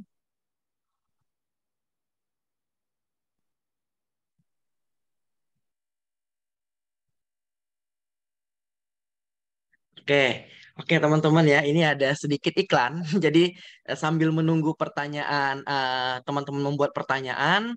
eh, jadi teman-teman, jadi berdasarkan tadi hasil apa, setelah tadi mendengarkan webinar seperti itu teman-teman sudah mengetahui lah ya, paling tidak teman-teman udah tahu nih proposal yang siap unggah itu yang standarnya kayak apa. Tadi udah dijelaskan panjang lebar sama Kak Hanif, juga sama Kak Zuhra, bahwa ada standar-standar yang harus dipenuhi oleh teman-teman kayak gitu. Nah, kalau teman-teman merasa masih kesusahan untuk menyesuaikan dengan standar-standar tersebut atau masih mentok idenya dengan stuck idenya kayak gitu, masih stuck, belum bisa pengembangan lebih lanjut dan sebagainya, butuh partner kayak gitu untuk berdiskusi. Di sini dari Science Hunter Indonesia membuka kelas yang mungkin teman-teman udah ketahui, ada program 15 hari siap unggah proposal PKM yang sebenarnya sudah berjalan ya. Jadi tinggal beberapa hari lagi nih teman-teman menuju penutupan deadline proposal ya di tanggal 4 Maret. Jadi kita tinggal punya waktu kurang lebih 1 minggu ke depan. Ini masih ada sisa waktu dan teman-teman masih boleh untuk join di kelas proposal PKM SHI kayak gitu. Nah, apa aja sih sebenarnya fasilitas yang didapatkan? Nanti teman-teman tentunya akan difasilitasi oleh mentor-mentor Jawara Pimnas. Jadi mentor-mentor SHI ini adalah mentor-mentor yang alhamdulillah mereka ini orang yang luar biasa, yang sudah pernah punya pengalaman mendapatkan juara atau minimal finalis di Pimnas kayak gitu. Bahkan juara mendapatkan medalis kayak gitu. Lalu teman-teman juga akan mendapatkan workshop bedah pedoman yang kita laksanakan hari ini. Juga nanti teman-teman akan diberikan akses contoh karya PKM, modul materi dan video pembelajaran, live meeting materi penyusunan proposal, live discussion per tim, live chat WA dan grup per bidang. Juga nanti akan ada template proposal, checklist kelengkapan proposal, lalu nanti ada akses kelas idea generation secara terbatas, voucher kelas online SAI secara terbatas, dan e-sertifikat kayak gitu. Nah, target dari kelas kita ini itu nanti akan sampai ke proposal PKM siap upload sesuai pedoman PKM 2023. Nah, ini untuk ininya ya, perbandingan paket yang kita tawarkan ada 2, ada paket silver dan paket gold. Teman-teman silahkan bebas pilih. Bedanya itu adalah di jumlah live meetingnya teman-teman dan tambahan fasilitas. Kalau paket gold, paket silver itu teman-teman akan mendapatkan 1 kali live meeting materi penyusunan proposal dan 3 kali live discussion per tim. Sedangkan kalau teman-teman paket gold, teman-teman akan mendapatkan 6 kali gitu live discussion per tim, plus teman-teman akan mendapatkan akses kelas idea generation, juga voucher kelas online SHI yang lainnya kayak gitu. Nah, jadi menarik banget nggak sih teman-teman? Teman-teman masih punya waktu, silahkan bagi yang mendaftar, masih kita buka sampai besok. Jadi cuman sampai besok nih teman-teman, kesempatan teman-teman untuk bisa belajar dengan Mas Mbak mentor-mentor PKM yang ada di SHI. Teman-teman bisa mendaftar lewat mana? Lewat https://pkm.scienhunter.co.id atau simpelnya langsung buka aja di pkm.scienhunter.co.id. Nah, nanti teman-teman silakan bisa mendaftar di sana, masih ada waktu, kita buka sampai besok hari sebelum nantinya akan kita tutup. Karena kalau teman-teman terlalu mepet juga nanti tidak akan maksimal kayak gitu untuk pengerjaan proposalnya. Sehingga masih ada waktu, monggo, ini kesempatan yang jarang bisa didapatkan karena tidak semua universitas atau perguruan tinggi itu mendapatkan akses untuk pembelajaran PKM atau persiapan PKM. Sehingga ini menjadi kesempatan yang bagus untuk teman-teman untuk mempersiapkan proposalnya kayak gitu. Dengan investasi yang menurut kami cukup kompetitif dan teman-teman bisalah insya Allah maksimal kayak gitu untuk mengikuti mengunggah proposalnya nanti di akhir. Oke, mungkin itu saja dari aku Kak Nabila. Nanti bagi teman-teman yang mau tanya-tanya dan sebagainya bisa kontak di di sini di paling bawah sudah ada ya customer service-nya dari SHI. Silahkan dikontak untuk bertanya-tanya. Mungkin itu saja. Terima kasih. Saya akhiri. Assalamualaikum warahmatullahi wabarakatuh. Waalaikumsalam warahmatullahi wabarakatuh. Terima kasih Mas Putra atas informasi yang sangat berharga. Ya teman-teman, tadi udah dapat materi dari Mbak Zuhra, Mas Hanif. Semoga apa yang sudah didapatkan ini bisa ditindaklanjuti nih, teman-teman bisa bikin proposal. Nah, beruntungnya SHI akan membantu teman-teman langsung berdiskusi dengan mentor-mentor jawara dengan akses proposal-proposal yang sangat berharga dan juga mungkin materi yang nggak bisa didapatkan oleh seluruh mahasiswa di setiap universitas. Kayak gitu, teman-teman. Oke, ditunggu ya pendaftarannya sampai besok aja katanya Mas Putra. Oke, tadi udah ada yang raise hand ya teman-teman, silahkan nih. Kalau ada yang mau bertanya lagi, silahkan. Oke, Davina Fitria Ramadan. Silahkan, Davina. Oke, terima kasih Kak Nabila atas kesempatannya. Izin bertanya Kak, ini ada 2 pertanyaan. Untuk yang pertama itu, data atau jurnal yang buat rujukan itu boleh dari tahun berapa gitu ya Kak? Kalau misal ini kan tahun 2023, terus kita ngambil jurnal itu buat acuan di tahun 2000, jurnal 2006 atau 2007 gitu bisa atau enggak Kak? Terus untuk pertanyaan yang kedua, kalau untuk mencari jurnal buat yang tahun-tahun terbaru itu gimana gitu Kak? Di mana juga dan gimana? Selain di Google Scholar itu Kak. Terima kasih. Terima kasih Davina. Pertanyaannya tentang ini ya, referensi jurnal itu maksimal berapa tahun dan cara cari yang paling baru tuh gimana sih Mbak Mas? Silahkan. Mbak Zuhra mungkin? Atau Mas Hanif? Oke, mungkin udah aku dulu ya. Kalau kamu mau ikut PKM apa, Davina? PKM KC Kak. OKC. Mungkin paling aman sih 5-10 tahun ya untuk untuk jurnalnya yang digunain. Jadi paling lama itu kalau bisa 2013 gitu kan. Nah, kalau yang untuk 2006 tadi bagaimana? Kalau dulu aku ya itu aku juga ada satu waktu proposal itu ada satu jurnal yang jurnal lama. Nah, kebetulan itu kayak apa ya, jurnalnya itu nggak bisa digantikan oleh jurnal manapun gitu. Jurnal itu tuh cuma apa ya, kayak inti dari jurnal-jurnal lain gitu. Jadi aku langsung ngesitasi yang induknya itu. Jadi kan ada penelitian-penelitian sebelumnya. Nah, penelitian yang paling awal yang dilakukan itu dia gitu. Nah, jadi aku lebih refer ke dia daripada yang sesudah-sudahnya gitu, karena dia intinya dari istilahnya inti dari penelitiannya itu di situ gitu. Jadi mungkin bisa digunain, tapi alangkah lebih baiknya 5-10 tahun itu tadi aja sih. Terus kalau buat nyari jurnal yang baik itu di mana? Aku biasanya nyarinya kalau aku karena anak kesehatan jadi di PubMed gitu. Tapi kalau kamu background-nya dari apa? Dari teknik Kak. Itu di mana Kalau Kak? teknik kurang tahu juga. Kurang tahu kalau teknik ya. Mungkin nanti Nabila mungkin ya bisa kasih tahu, kan pernah ikut KC ya. Oh, gimana ya? Mungkin Mas Hanif dulu nih, sambil aku coba searching ya.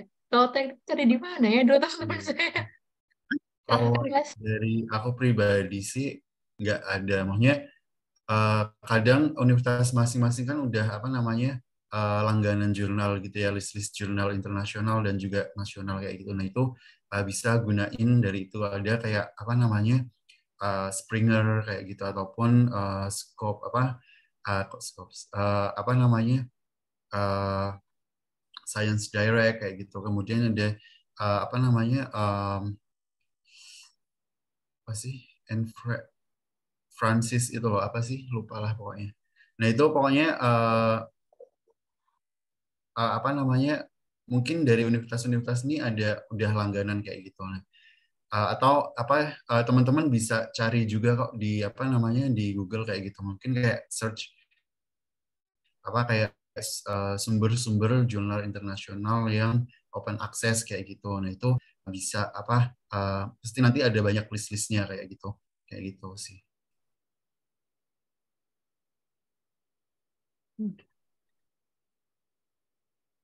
Oke, terima kasih Mas Hanif dan juga Mbak Zuhra.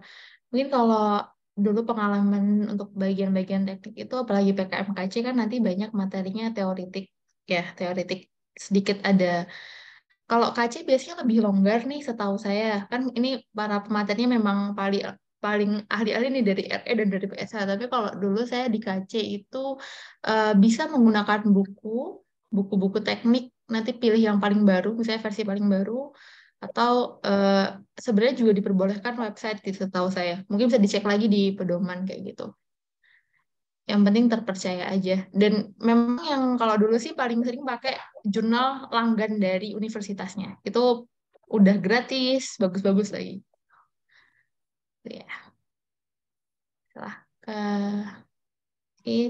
Udah cukup menjawab, Devina?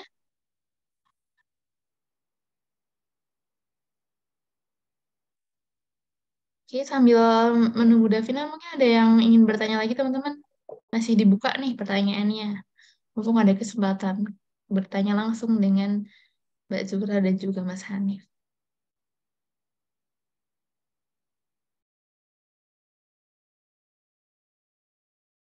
Oke, dari Davina sudah ya. Oke, terima kasih. Oke, ada lagi teman-teman, silahkan.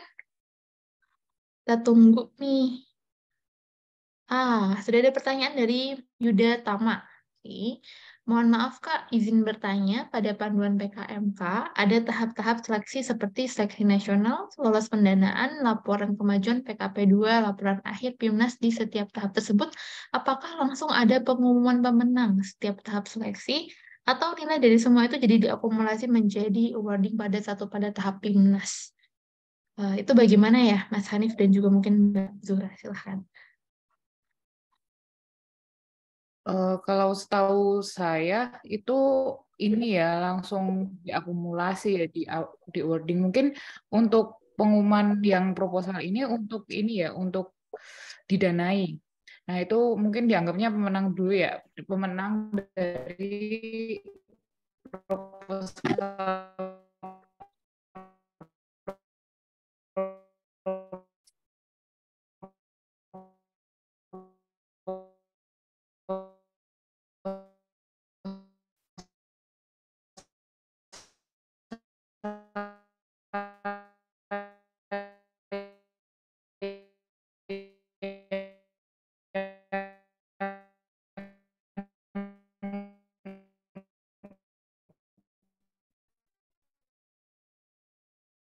Ribuan atau bahkan ribuan masuk PIMNAS sesuai di PKP 2 sama di laporan-laporan juga dari penilaian laporan-laporan. Mungkin Hanif bisa menambahkan.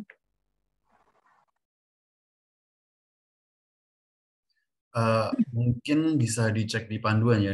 Di situ nanti udah ada ketentuannya kok. Apa kayak untuk apa namanya lolos PKP itu komposisinya dari apa kayak gitu. Nanti untuk lolos ke PIMNAS kayak itu komposisinya juga penilaiannya berapa persen dari laporan atau berapa persen dari apa namanya presentasinya berapa kayak gitu. Kemudian nanti untuk apa namanya PIMNAS-nya juga di situ ada apa namanya udah ada rinciannya gitu. Nah, itu bisa apa namanya?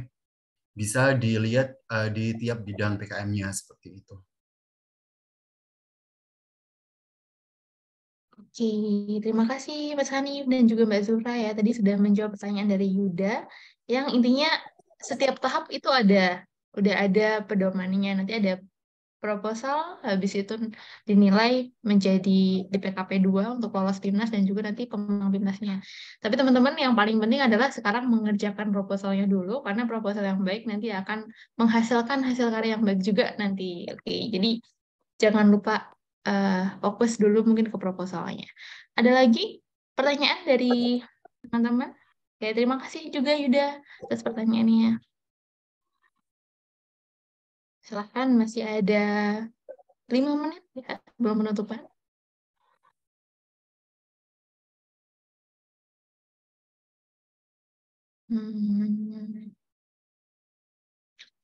Oke. Oh, hitung mundur ya teman-teman. Mungkin kalau udah nggak ada pertanyaan, kita cukupkan dulu. 5, 4, 3. Oke. Ada yang raise hand. Jadi Rizky, silahkan. Rizky Hairul Zaman. Oke, terima kasih Kak Nabila. Izin bertanya, untuk yang keluaran berupa sosial media itu berarti nanti misal dari masing-masing tim kan buat akun sosial media. Nah, isi dari akun sosial media itu terkait, misal saya ikut PKM KC, itu isinya apa saja ya Kak? Soalnya kan untuk yang tahun ini baru tuh untuk keluaran yang bentuknya sosial media dibandingkan dari tahun-tahun sebelumnya. Terima kasih. Baik, mungkin aku jawab ya. Sebenarnya belum pasti ya, di situ cuma ada keterangannya berupa gambar ataupun video dan hal lain yang untuk tujuan edukasi terkait dan juga informasi terkait kegiatan PKM. Nah, mungkin di situ misalkan nanti teman-teman udah didanai seperti itu mungkin bisa langsung saja membuat akun media sosialnya, seperti misalkan Instagram. Nah, di situ Instagram kan bisa berbentuk poster ataupun foto ataupun video ya. Jadi mungkin di situ ada keterangan misalkan misalkan video. Nah, ini proses pembuatan apa kayak gitu. Nah, itu videonya video reels mungkin kayak gitu. Nah, itu dibentuk sedemikian atau dibuat sedemikian rupa. Nah, itu mungkin satu step aja kayak gitu. Mungkin nanti ada foto kayak kegiatan misalkan RSH kayak gitu. Nah, itu foto sedang melakukan wawancara dengan masyarakat lokal. Nah, itu mungkin bisa di post gitu dengan caption gitu, caption yang tentunya menarik kayak gitu, ataupun bisa berupa kayak infografis kayak gitu. Mungkin sebelum teman-teman nantinya akan mengupload yang lain, ada infografis, mungkin kayak tahukah Anda terkait dengan info ini bla bla bla kayak gitu, untuk tentunya untuk nantinya memberikan informasi kepada halayak umum di media sosial itu, seperti itu. Dan konten-konten lain sesuai dengan kreativitas dari tim masing-masing kayak gitu. Kalau menurut saya mungkin itu sih. Mungkin ada tambahan lagi dari Zuhra atau Nabila? Mungkin aku ya mau nambahin dikit ya. Jadi mohon masuk ya teman-teman ya, Mbak Nabila. Jadi untuk yang terkait konten dari sosial media, itu tadi Masnya kan mau ikut PKMKC ya? Tadi ya kalau nggak salah. PKM apa?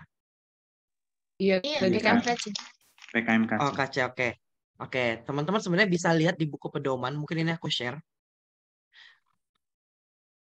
Jadi dia sudah ada konten yang harus teman-teman teman-teman harus posting. Jadi bahkan sampai ke jadwal pengiklanannya pun itu teman-teman sudah diatur kapan dan kapan harus Jadi ada konten yang sifatnya wajib, ada konten yang sifatnya teman-teman bisa kembangkan sendiri. Nah, konten yang sifatnya wajib itu ada ini.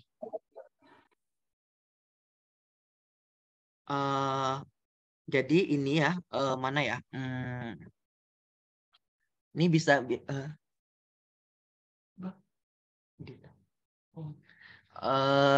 teman-teman bisa lihat di sini. Ini untuk ininya ya, terkait teknisnya. Terus juga teman-teman membuat postingan reguler, namanya di sini postingan reguler. Postingan reguler itu adalah terkait misalnya pengenalan topik program, pengenalan kelompok PKM, jadi profil tim kayak gitu itu boleh dan sebagainya. Ini ada 11 poin. Tapi yang wajib itu teman-teman ini. Ini ada 1, 2, 3, 4. Ada 5 ya. Ada 5 yang harus teman-teman posting yang dikasih AdSense. Jadi nanti gunanya 500.000 ya kalau nggak salah ya batasan untuk penggunaan dana. Untuk ini kalau nggak salah 500.000 ya, untuk saya lupa di bagian mana. Iya, 500. Pokoknya 500.000 ya. 500.000 itu digunakan untuk membiayai konten yang sifatnya wajib kayak gitu. Sifatnya yang tadi yang diberikan AdSense kayak gitu. Nah, itu silahkan nanti ada berapa tadi? 5. Ada pengenalan program, ada konten 1, konten 2, konten 3, dan hasil program PKM. Nah, itu isinya apa? Isinya itu adalah terkait ini. 11 poin ini. Nanti dipilih aja mana yang mau diberikan AdSense dan sebagainya. Gitu ya. Jadi coba cek lagi di buku pedoman, itu ada kok aturan untuk pembuatan konten itu ya. Begitu. Thank you.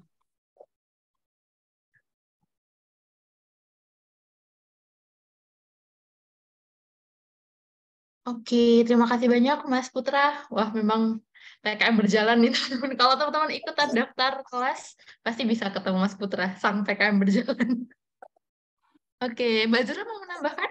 Atau mungkin bisa menjawab pertanyaan yang RE nih ya Mbak ya?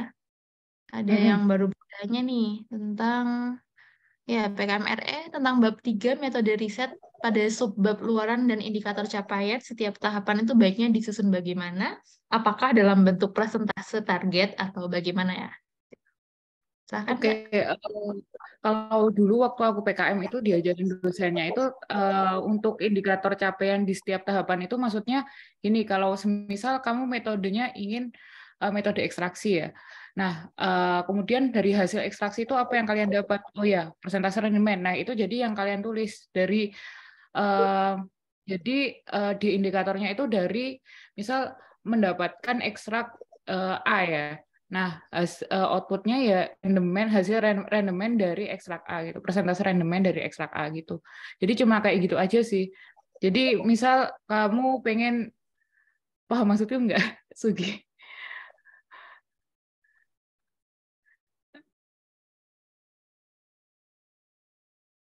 Jadi kalau semisal ya mungkin paham. Oh ya udah paham. Oke.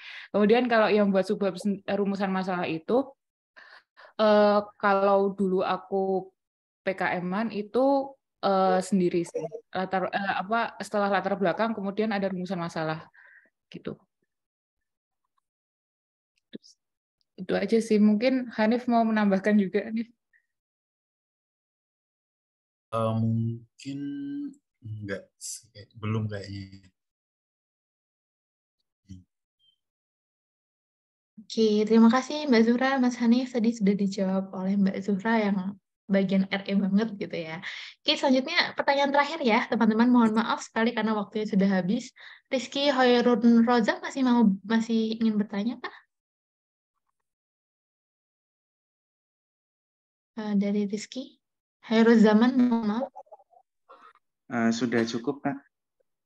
Oh, sudah cukup ya, resennya juga. Oke, sip. Oke, teman-teman, terima kasih banyak untuk antusiasnya pada malam hari ini. Mungkin nanti teman-teman kalau ada butuh apa-apa boleh langsung chat aja ke CS-nya SHI. Siapa tahu nanti bisa dibantu gitu. Nah, itu sudah dijawab sama Mbak Zura ya untuk pertanyaan dari Vivi. Oke. Selanjutnya kita tutup dulu teman-teman semua. Terima kasih atas antusiasmenya, terima kasih atas materinya Mbak Zura, Mas Hanif. Semoga kita berdoa, semoga bisa bermanfaat dan memberi berkah ya buat kita semua. Semoga pokoknya ada di sini semuanya bisa lolos proposal dan juga nanti mungkin bisa bertemu bereuni di PIMNAS tahun ini. Oke. Mungkin cukup sekian ya. Terima kasih. Wassalamualaikum warahmatullahi wabarakatuh. Oh ya, mohon maaf. Kita foto dulu. Foto dulu bentar ya, kakak. Kakak, silahkan. Yuk, on cam, on cam.